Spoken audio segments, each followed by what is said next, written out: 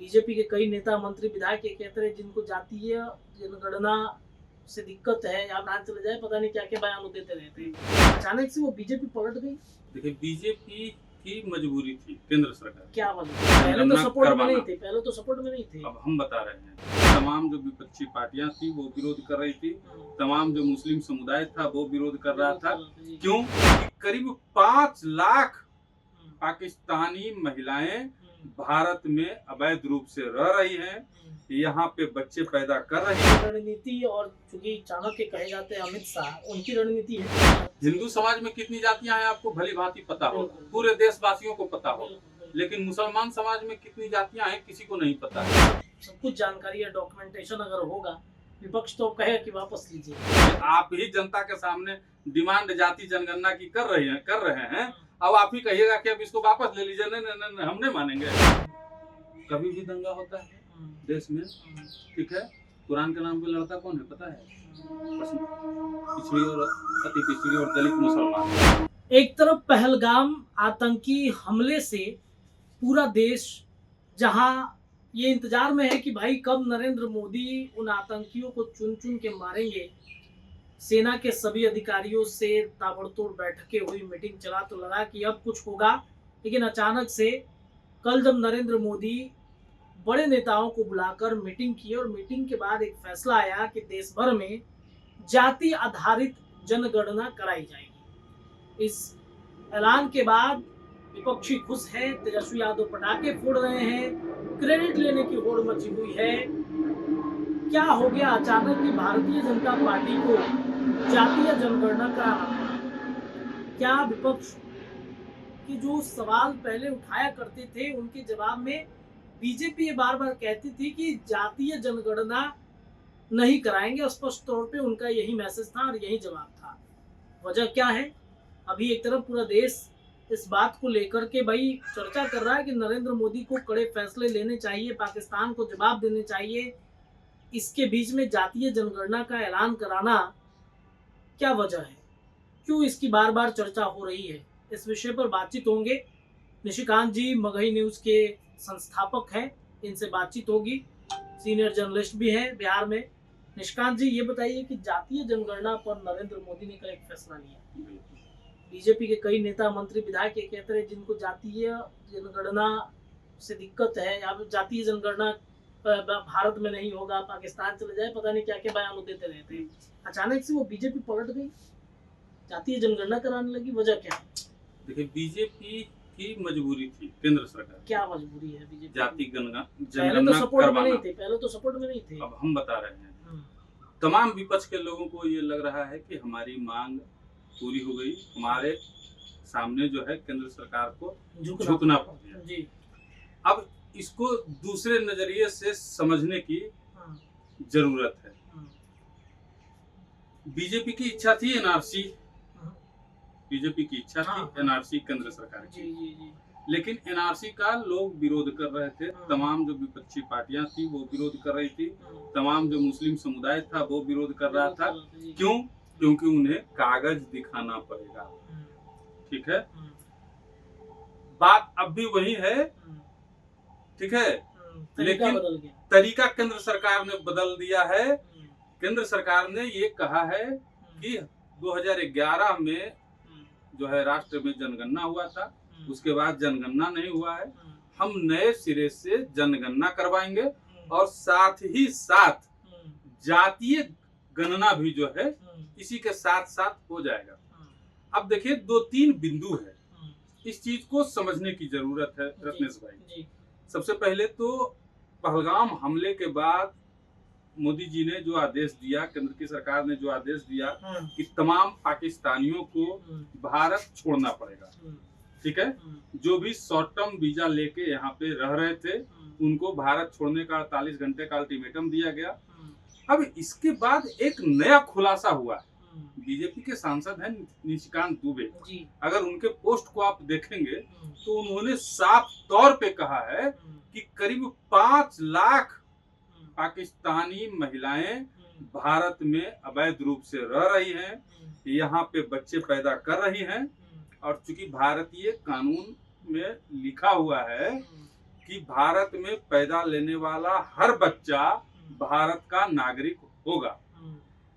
उनकी माएँ पाकिस्तानी हैं, ठीक है, लेकिन उनके बच्चे हिंदुस्तानी। अब दूसरी तरफ एक और चीज है, पाकिस्तान से पुरुष आते हैं, मतलब या तो मेडिकल वीजा पे आते हैं या तो टूरिस्ट वीजा पे आते हैं। यहाँ के मुस्लिम लड़कियों को अपने प्रेम जाल में फंसाते हैं। ये उनकी सोची समझी रणनीति भी हो सकती है, ये उनकी सोची समझी साजिश भी हो सकती है। यहाँ की मुस्लिम लड़कियों को फंसाते हैं अपने जाल में और उनसे शादी करते हैं। शादी करने के बाद महीना 2 महीना यहाँ जब तक उनका वीजा होता है अयाशी करते हैं और अयाशी करके पाकिस्तान वापस चले जाते हैं। फिर वहां से टूरिस्ट वीजा और मेडिकल वीजा पे वापस आते हैं। फिर यहाँ पे महीने 2 महीने ससुराल में रहते हैं दामाद बन के, फिर वापस चले जाते हैं। ठीक है, रह वो पाकिस्तान में रहे हैं, नागरिकता उसकी पाकिस्तानी है, लेकिन वो बच्चे पैदा हिंदुस्तान में कर रहे हैं। ये एक तरह से जनसंख्या जिहाद नहीं तो क्या है। जब इस बात का खुलासा हुआ, मतलब हजारों की संख्या में ऐसे पाकिस्तानी मिलने लगे, महिला और पुरुष, ठीक है, तब जाके केंद्र सरकार का दिमाग ठनका कि ऐसे तो पूरा हिंदुस्तान बर्बाद हो जाएगा। जो बच्चे हिंदुस्तान में पैदा ले रहे हैं पाकिस्तानियों के, उन बच्चों को भारत सरकार की सभी योजनाएं दी जा रही हैं, सारी योजनाओं का लाभ ले रहे हैं। यहाँ पैदा हो रहे हैं। बाप माँ अगर किसी का पाकिस्तानी है और बेटा बेटी हिंदुस्तानी है, अपना बाप माँ का कहना मानेगा कि नहीं मानेगा? जो पुरुष यहाँ की महिलाओं से, यहाँ की मुस्लिम महिलाओं से शादी कर रहे हैं, वो टूरिस्ट वीजा के नाम पे यहाँ आते हैं, अयाशी करके यहाँ से चले जाते हैं। अगर कोई आदमी अकेले घूमेगा, ठीक है, बाजार में, तब उस पे आदमी को शक होगा कि भाई तुम पाकिस्तानी हो, शक हो रहा है। अगर वही पाकिस्तानी अपनी बीवी और बच्चे के साथ यहाँ घूम रहा है, तो हम हिंदुस्तानियों के अंदर दिल इतना बड़ा है, उससे नहीं पूछ सकेंगे कि आप पाकिस्तानी हैं कि हिंदुस्तानी हैं। वो आके यहाँ पे क्या कर रहा है, हमारे कौन से ऐतिहासिक धरोहरों की रेकी करके जा रहा है, उसको कौन से पाकिस्तानी आतंकवादी संगठन से फंड आ रहा है, वो ISI का एजेंट है, ये भी हम नहीं पूछ पाते हैं, ये भी नहीं पता चल पाता है। क्योंकि यहाँ वो आते हैं तो आम हिंदुस्तानी के घर में दामाद बन के रहते हैं, ना पड़ोसी सवाल पूछते हैं, ना सरकार सवाल पूछ पाती है। सवाल पूछने जाएगी सरकार, पुलिस, गलती से तो कहेंगे कि मुसलमानों को जो है प्रताड़ित किया जा रहा है। NRC में कागज दिखाना पड़ता, कागज दिखाने के लिए तैयार नहीं थे। जैसे ही सरकार के दिमाग में ये बात आई, दिमाग ठनका, केंद्र सरकार ने लगा दिया अपना नया दिमाग। यहीं पे भूल कर बैठे विपक्ष के लोग। विपक्षियों को लगा कि बहुत बड़ी उपलब्धि है, लेकिन ये उपलब्धि नहीं, उनके ही पैर पे कुल्हाड़ी, उनके ही स्क्रिप्ट का हिस्सा है। अब चूंकि जाति जनगणना होगा, जाति आधारित गणना होगा, नए सिरे से जनगणना भी होगा, तो सरकारी कर्मचारी आपके और हमारे भी घर जाएंगे और साथ ही साथ उनके भी घर जाएंगे और भारतीय नागरिकता का प्रमाण तो मांगेंगे ही ना। अब जब जिनके पास नागरिकता होगी उनको जनगणना में शामिल करा जाएगा, उनको जाति आधारित गणना में शामिल करा जाएगा। जिनके पास नागरिकता नहीं होगी उनकी पहचान हो जाएगी, किसी को कोई तकलीफ नहीं होगा। विपक्षी जो है हाथ पे हाथ धरे बैठे रह जाएंगे, NRC का काम भी हो जाएगा सरकार का। यही मुद्दा। तो मतलब ये रणनीति, और चूंकि चाणक्य कहे जाते हैं अमित शाह, उनकी रणनीति है। अब ये तो केंद्र सरकार में जो भी लोग बैठे हुए हैं, प्रधानमंत्री मोदी जी हैं, अमित शाह जी हैं, राजनाथ जी हैं, या जो भी लोग हैं, उन सबकी ये राजनीति हो सकती है, रणनीति हो सकती है। अब इसको एक और एंगल से समझिए। वक्फ संशोधन विधेयक के बाद पूरे देश भर में विरोध हुआ। 2 दिन पहले तक जो है रात्रि में 9 से 9:15 के बीच लाइटें ऑफ हो रही थी, ठीक है। अब देखिए, वक्फ संशोधन विधेयक के बाद मुस्लिम समुदाय में एक तरह से नया समीकरण सामने आया। मुस्लिम जातियां एकजुट थी कहने को, सिर्फ कहने को। अगर आप गहराई में जाएंगे तो शिया का मस्जिद अलग है, शिया का कब्रिस्तान अलग है, सुन्नी का मस्जिद अलग है, सुन्नी का कब्रिस्तान अलग है। पसमंदा को सवर्ण मस्जिद में जाने की इजाजत नहीं है। कई एक जगह ऐसी घटनाएं हो रही हैं और अभी भी हैं। वहां भी जिस तरीके से विपक्ष आरोप हमेशा लगाते रहा है कि हिंदुओं में सवर्ण समुदाय जो है पिछड़ों, अति पिछड़ों और दलितों को जो है अपमानित करता आया है, उनका हकमारी करता आया है, उसी तरह से मुस्लिम समुदाय में भी कहीं ना कहीं ये बात है। डंके की चोट पर मैं कहता हूँ, ठीक है, अगर नहीं होता तो पसमंदा समाज आज के डेट में अपना हक मांगने के लिए सड़क पर नहीं उतरती, सोशल मीडिया में आवाज नहीं उठाती। और पसमंदा समाज जैसे कई समाज हैं, कई जातियां हैं मुसलमान कास्ट में जो अपना हक मांग रही हैं और उनकी हकमारी हो रही। तो अब जब जाति आधारित गणना होगा तो मुस्लिम समुदाय में भी सभी जातियों को निकाला जाएगा। आप जानते हैं मुस्लिम समुदाय में कितनी जातियां हैं? हम तो शिया सुन्नी समझते हैं, ठीक है। इसके अलावा तो कुछ जाति। हिंदू समाज में कितनी जातियां हैं आपको भली भांति पता होगा, पूरे देशवासियों को पता होगा। लेकिन मुसलमान समाज में कितनी जातियां हैं किसी को नहीं पता है। क्यों नहीं पता है? क्यों नहीं पता है? आज तक किसी को बताया नहीं गया। जाति नाम पर, एकजुटता के नाम पे सबको बरगलाया गया और जो मुस्लिम समुदाय में पिछड़ा, अति पिछड़ा और दलित भाई है हमारा, उसकी हकमारी की गई, ठीक है। अब जब जाति आधारित गणना केंद्र सरकार करवाएगी तो न सिर्फ पाकिस्तानी और बांग्लादेशी मुसलमानों के बारे में केंद्र सरकार को पुख्ता और पक्की जानकारी मिलेगी, उनका सही आंकड़ा मिलेगा कि हमारे देश में रोहिंग्या मुसलमान, बांग्लादेशी मुसलमान, पाकिस्तानी मुसलमान कितनी संख्या में रह रहे हैं और कितनों को भारत सरकार की योजनाओं का लाभ मिल रहा है, बल्कि मुस्लिम समुदाय में भी कितनी जातियां हैं वो भी पटल पे आएंगी, सबको उस बारे में जानकारी होगी। और न सिर्फ भारत के पिछड़े, अति पिछड़े और दलित भाइयों को उसका असली हक मिलेगा, बल्कि हिंदू समाज के ही नहीं, मुस्लिम समाज के भी पिछड़े, अति पिछड़े और जो दलित भाई मुस्लिम समुदाय में है उनको भी उचित भागीदारी मिलेगी। अच्छा, तो अब इसमें सवाल है कि मान लीजिए ये सब कुछ जानकारी या डॉक्यूमेंटेशन अगर होगा, विपक्ष तो कहेगा कि वापस लीजिए, जातीय जनगणना का फैसला कैसे वापस कहेगा? लीजिए। आप हमको गिफ्ट में एगो पेन दे दिए, ठीक है, और पेनमा में बहुत अच्छा आपको लग गया, बाद में बाप जा पेनमा दे दिया, तो आप क्या कहिएगा कि हमको पेनमा दे दीजिए भैया, हम गिफ्टवा दिए थे वापस दे दीजिए। आप ही जनता के सामने डिमांड जाति जनगणना की कर रहे हैं, अब आप ही कहिएगा कि अब इसको वापस ले लीजिए। नहीं, हम नहीं मानेंगे। कहिएगा तो जनता सवाल पूछेगा ना जी आपसे। आप आज भले ही ढिंढोरा पीट लीजिए कि जाति जनगणना जो है हम कराए, क्रेडिट ले लीजिए, पटाखा फोड़ लीजिए, मिठाई खिला लीजिए, भाषण दे लीजिए, लेकिन कल यही जाति जनगणना विपक्ष पे भारी पड़ेगा, लिख के रख लीजिए। जाति जनगणना भारी पड़ने वाला है, एकदम 110% जाति जनगणना भारी पड़ेगा, क्योंकि उनके जो जाति जनगणना की मांग कर रहे थे उनके वोटर वही हैं। यहाँ खेल उल्टा पड़ गया, दाव उल्टा पड़ गया, उनके वोटर वही हैं।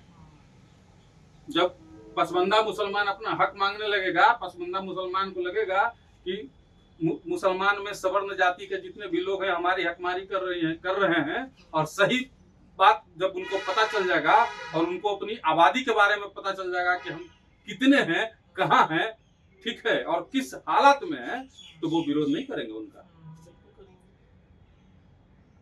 पसमंदा के खिलाफ कौन सा ऐसा पार्टी है जो अभी तक आवाज उठा रहा है बीजेपी के अलावे?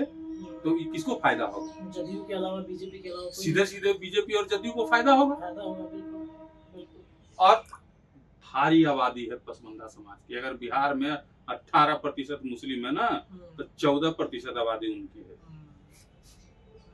14% आबादी पिछड़े और दलित मुसलमानों की है, लिख लीजिए, ये आंकड़ा है। और यही हकमारी करते हैं, और तो बेचैनी तो होगी उनके अंदर। और धर्म के नाम पे कुरान खतरे में आ जाएगा, कभी संविधान खतरे में आ जाएगा, ये करके सारा वोट पसमंदा का ले लेते हैं। कभी भी दंगा होता है देश में, ठीक है, कुरान के नाम पे लड़ता कौन है पता है? पिछड़ी और अति पिछड़ी और दलित मुसलमान। मरते कौन है? पिछड़े, अति पिछड़े और दलित मुसलमान। घर किनका जलता है? पिछड़े अति पिछड़े और दलित मुसलमानों का। कभी देखे किसी सवर्ण मुसलमान का घर जला हो, कभी किसी सवर्ण मुसलमान को दंगा में मार दिया गया हो, क्योंकि ये अपने बच्चों को सेफ रखते हैं और आगे बढ़ा के लड़ाते हैं उनको जो झुग्गी झोपड़ी में रहने वाले। ये तो हिंदुओं में भी है, ये तो हिंदुओं में भी है, सभी जातियों में। लेकिन हिंदुओं का उजागर करता है ना ये लोग, और इन लोगों का उजागर नहीं होता है, क्योंकि कुरान खतरे में आ जाता है। वहाँ पे कुरान खतरा में आ जाता है, तो कुरान खतरा में आ जाता है तो पूरा मुसलमान पसमानदा भी लगता है, बाप कुरान तो हमारा भी है, तो हम लड़ेंगे सबसे आगे, और वो आगे बढ़ा के अपने पीछे हो जाता है सब, और मजा लेता है पीछे से। कुल मिला के बात यही है कि भाई मुसलमानों के हित के लिए जातीय जनगणना आप सोच रहे थे, पता चला उल्टा पड़ गया। इसमें तो हकमारी कौन किसकी कर रहा है वो सामने आएगा, बिल्कुल सामने आएगा। अब जो है अपने ही चाल में, ठीक है, अपने ही चाल में राहुल गांधी और तेजस्वी यादव जैसे नेता फंस गए हैं, अपनी हार का पटाखा। हाँ, ये जो जलवा बिछाए थे ना, ये जो जलवा बिछाए थे मोदी जी को फंसाने के लिए, ठीक है, वो जलवा में गलती से अपने फंस गए। मोदी जी ऐसा ना जाल उल्टा मारे ना कि अपने फंस गए जाति में, मैंने जलवा में। अब इसका पता आज नहीं लगेगा उनको, आज तो लग रहा है कि जीत गए। अब बोलेंगे क्या, मुंह तो है नहीं, जानते सब नहीं। तो फिर उस समय आंकड़ा जब आएगा तो ठीक है, छेड़छाड़ी हाँ, से छेड़खानी हो गया, सही आंकड़ा नहीं पेश किया गया, उस समय भी तो मुद्दा है। साबित कीजिएगा उसको, सही आंकड़ा नहीं पेश किया गया। अब यादव का आंकड़ा सही रहेगा, मुसलमान का आंकड़ा गलत हो जाएगा, सवर्ण का आंकड़ा सही रहेगा, पसमंदा का आंकड़ा गलत हो जाएगा। बिहार में तो लोग आवाज, बिहार में तो बार बार अब राजपूत का आंकड़ा सही रहेगा, शेख सैयद का आंकड़ा गलत हो जाएगा। ये कैसे होगा जी? बिहार जातीय जनगणना में तो बार बार कहा जाता है आंकड़े गलत दे दिए गए, आंकड़े गलत दे दिए, फिर विपक्षी केंद्र उसका भी समाधान निकल जाएगा। केंद्र सरकार जो जातीय जनगणना करवाएगी उसमें अगर बिहार वाले में हेर फेर रहेगा तो पता चल ही जाएगा, सब चीज अपलोड रहेगा, पूरा देश में होगा तो बिहारों में तो फिर से होगा। बिल्कुल बिल्कुल बिल्कुल। अब यहाँ जो है अपने ही शतरंज वाले चाल में जो है विपक्ष फंस गया है। अभी आभास नहीं होगा, अभी आभास अभी भी है, लेकिन खुल के बोल नहीं रहे हैं, क्योंकि जान रहे हैं कि अभी बोलेंगे तो सब कहेगा तुम्हें मांगा था।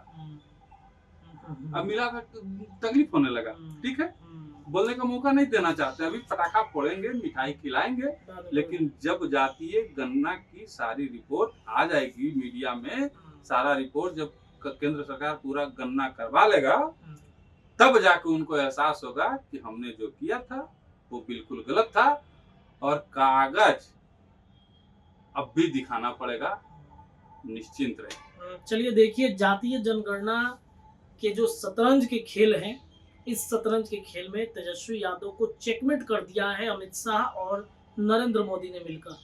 आज तेजस्वी, राहुल गांधी और विपक्ष की तमाम जो पार्टियां हैं, भले ये कहे कि जातीय जनगणना जो कराने की मांग हमने उठाई थी उसके सामने मोदी सरकार झुक गई, लेकिन खेल तो कुछ और ही था, मामला तो कुछ और ही है, और ये खेल अभी समझ में नहीं आएगा।